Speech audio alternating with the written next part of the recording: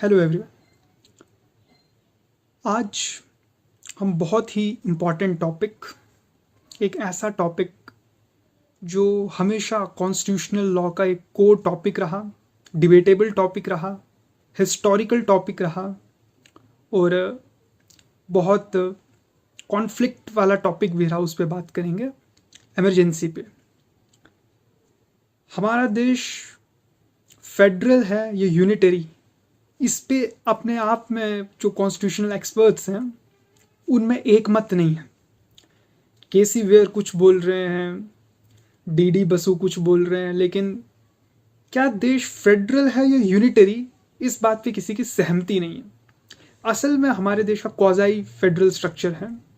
हम एक cooperative federalism को फॉलो करते हैं, लेकिन जब इमरजेंसी प्रोविजंस की बात आती है या इमरजेंसी टाइम की बात आती है, हमारा देश एक यूनिटरी फॉर्म में तब्दील या चेंज हो जाता है। आम समय में तो हम एक फेडरल स्ट्रक्चर को फॉलो करते हैं, स्टेट गवर्नमेंट, सेंट्रल गवर्नमेंट, लेकिन जब देश में कोई इमरजेंसी लगाई जाए तो हम एक यूनिटरी स्ट्रक्चर को बना लेते हैं। तो आज उसी को समझने की कोशिश करेंगे कि इमरजेंसी क्या है, इसमें क्या होता है, इसको कैसे लगाया जाता है, प्रेसिडेंट का क्या रोल है, एंड मोर ओवर आपके फंडामेंटल राइट्स को क्या इमरजेंसी में सस्पेंड किया जा सकता है। बहुत ज़रूरी ये कॉन्स्टिट्यूशनल क्वेश्चंस हैं, कॉन्स्टिट्यूशनल टॉपिक्स हैं, इनको आज हम डिस्कस करेंगे और इन पे बात करेंगे। सबसे पहले इसको समझना होगा कि कॉन्स्टिट्यूशन के पार्ट 18 में इमरजेंसी प्रोविजंस दिए हुए हैं। हमारा देश जो है, जो कॉन्स्टिट्यूशनल मेकर्स थे like doctor B R Ambedkar ने कहा कि जो इमरजेंसी प्रोविजन है ये हमारे कॉन्स्टिट्यूशन में इसलिए डाले गए हैं ताकि देश को किसी आपातकालीन स्थिति से बचाया जा सके। फॉर एग्जाम्पल, युद्ध के टाइम पे, वॉर के टाइम पे देश की जो इंटीग्रिटी है, सॉविजेनिटी है, उसको बचाया जा सके। तो इसी पे बात करेंगे हम। सबसे पहले जो हम लेंगे कि इमरजेंसी हमारे देश में 3 टाइप्स की हैं। 3 types of emergency are there in our country. जो फर्स्ट है उसको हम नेशनल इमरजेंसी बोलते हैं, सेकंड को स्टेट इमरजेंसी बोलते हैं, जिसको हम प्रेसिडेंट रूल भी बोलते हैं। नॉर्मल पार्लेंस में हम प्रेसिडेंट रूल इसको बोलते हैं। And third is financial emergency, जिसके बारे में बहुत कम लोगों को पता है, तो इसको भी हम आगे आके डिस्कस करेंगे। तो सबसे पहले हम नेशनल इमरजेंसी को समझने का कोशिश करते हैं। नेशनल इमरजेंसी आर्टिकल 352 के अंडर गिवन है हमारे कॉन्स्टिट्यूशन में, और ये प्रेसिडेंट डिक्लेयर करते हैं जब देश पे या देश के किसी भी पार्ट पे कोई खतरा हो या किसी भी तरह का कोई थ्रेट हो। तो लेकिन कॉन्स्टिट्यूशन इसके क्लियर 3 ग्राउंड्स देता है। कॉन्स्टिट्यूशन क्लियरली 3 ग्राउंड्स देता है for implementing national emergency. These 3 grounds are first war, external aggression and armed rebellion. लेकिन इधर हमें समझना पड़ेगा, वॉर ठीक है, एक्सटर्नल एग्रेशन ठीक है, लेकिन आर्म्ड रेबेलियन जो है ये कॉन्स्टिट्यूशन में डे 1 से वर्ड नहीं था। इससे पहले जो वर्ड था वो था इंटरनल डिस्टर्बेंस। तो यहाँ पे एक कहानी है छोटी सी कि how the internal disturbance changed with armed rebellion. तो 1975 में ये जो वर्ड है इंटरनल डिस्टर्बेंस, इसका बहुत मिसयूज़ हुआ, जिसको इमरजेंसी हम जब बोलते हैं कि डेमोक्रेसी की हत्या कर दी गई, ब्लैक डेज थे, जो था डेमोक्रेसी का गला काट दिया गया, ये वही दिन थे इंदिरा गांधी के टाइम पे जब इमरजेंसी लगाई गई थी 1975 में।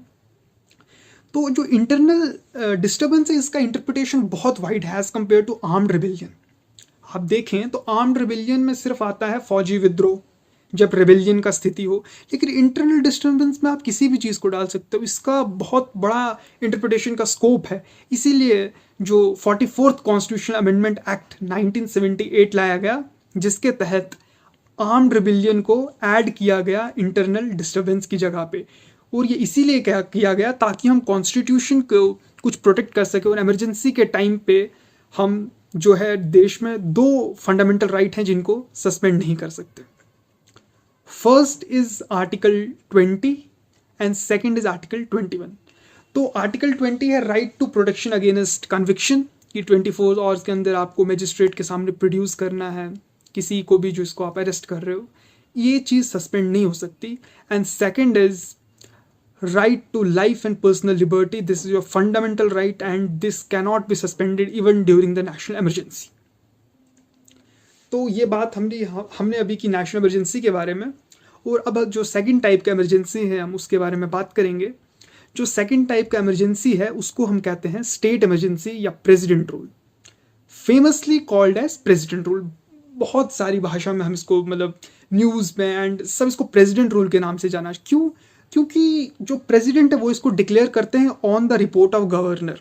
As you know that the governor are the representative of the president or the union in the state, that's why the governor gives the report to president and then he further declares the state emergency. State emergency एक ऐसा चीज़ है जो आमतौर पर बहुत बार हमने देखा है, चाहे वो state of Jammu and Kashmir हो, हाल ही में मणिपुर में बहुत टाइम तक प्रेसिडेंट रूल रहा, स्टेट इमरजेंसी रहा। अक्सर होता ऐसा भी है कि सेंट्रल गवर्नमेंट बहुत सारी स्टेट की गवर्नमेंट को गिराने के लिए डेलिबरेटली इसका यूज़ करती है।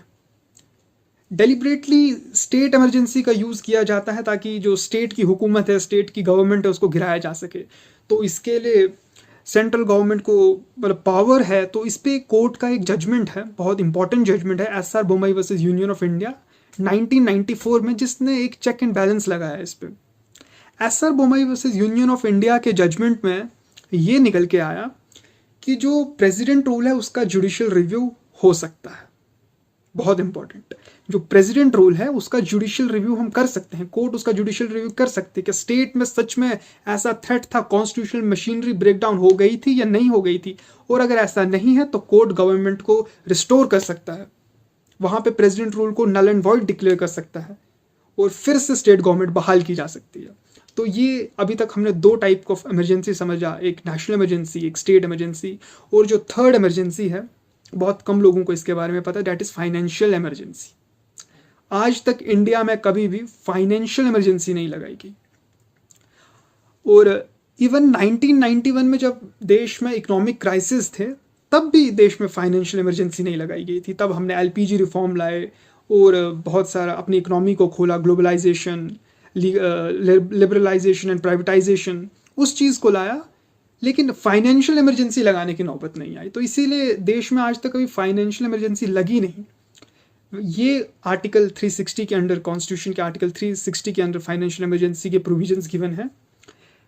फाइनेंशियल इमरजेंसी ये है कि जब देश की फाइनेंशियल स्टेबिलिटी बिगड़ जाए या देश में क्रेडिट खत्म हो जाए तो प्रेसिडेंट इसको डिक्लेयर करते हैं। इसमें सेंट्रल गवर्नमेंट अपने सारे एम्प्लॉयज़, मुलाजमों, even high court and supreme court के जजेस की सैलरीज को भी कट डाउन कर सकते हैं। गवर्नमेंट को अपना बजट मेंटेन करने के लिए, स्टेट को मेंटेन करने के लिए, गवर्नमेंट को मेंटेन करने के लिए, नेशन को मेंटेन करने के लिए जो इंपॉर्टेंट स्टेप्स लेने पड़े फाइनेंशियली, फिजिकल रूप से, वो गवर्नमेंट लेती है। तो अभी तक तो भारत में इमरजेंसी कभी नहीं लगाई गई। और फाइनेंशियल इमरजेंसी में ये भी बहुत इंपॉर्टेंट पॉइंट है कि 1991 में जब देश इतने बड़े इकोनॉमिक क्राइसिस में था तब भी हमने इसको नहीं लगाया। तो यानी कि देश की स्थिति इतनी कभी बिगड़ी ही नहीं फिजिकली कि हमें फाइनेंशियल इमरजेंसी को लगाना पड़ा, इसलिए इतना पॉपुलर नहीं है। इसलिए हम फाइनेंशियल इमरजेंसी के बारे में कम सुनते हैं, सबसे ज़्यादा प्रेसिडेंट रूल के बारे में सुनते हैं। फिर नेशनल इमरजेंसी 1975 से हमने वो सुन रखा है, और लेकिन बहुत कम लोग फाइनेंशियल इमरजेंसी के बारे में जानते हैं। तो अभी हमने जितना भी इमरजेंसी के बारे में सुना पढ़ा, इस पे बहुत सारे डिस्कशंस होते हैं, डिबेट्स होते हैं, हर कोई एक्सपर्ट ओपिनियन इस पे देते हैं, बहुत सारे लोग। लेकिन इसको समझना पड़ेगा, क्या इमरजेंसी ज़रूरी है? क्या हमारे कॉन्स्टिट्यूशन में इमरजेंसी प्रोविजन जो है वो इम्पॉर्टेंट है? तो इसका आंसर है yes, it's important, but the great power comes with great responsibility.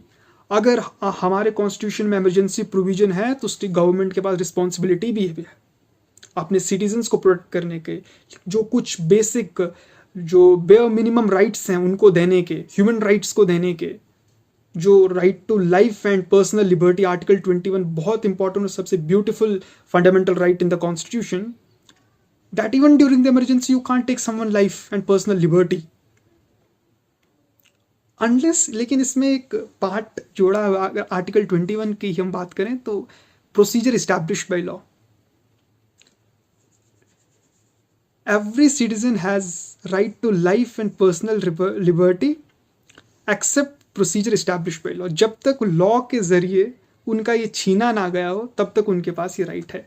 और आर्टिकल 20 राइट अगेंस्ट कन्विक्शन, जो मजिस्ट्रेट वाला रूल है, एंड अगेन उसमें ये गवर्नमेंट के रिस्पॉन्सिबिलिटी है कि वो इनको प्रोटेक्ट करे और इन पे ध्यान दे कि इमरजेंसी को कैसे अवॉइड किया जाए। लेकिन जब भी देश के सिक्योरिटी पे, स्टेबिलिटी पे, चाहे वो फाइनेंशियली हो या बाकी दौर पर हो, और इंटीग्रिटी पे खतरा हो, तो देश को प्रोटेक्ट करने के लिए इनका यूज़ किया जाए। एंड यही थे हमारे 3 तरह के इमरजेंसी प्रोविजन, जो कि कॉन्स्टिट्यूशनल लॉ के बहुत इंपॉर्टेंट टॉपिक हैं और नॉर्मल पार्लेंस में भी बहुत डिबेटेबल टॉपिक है। Thank you.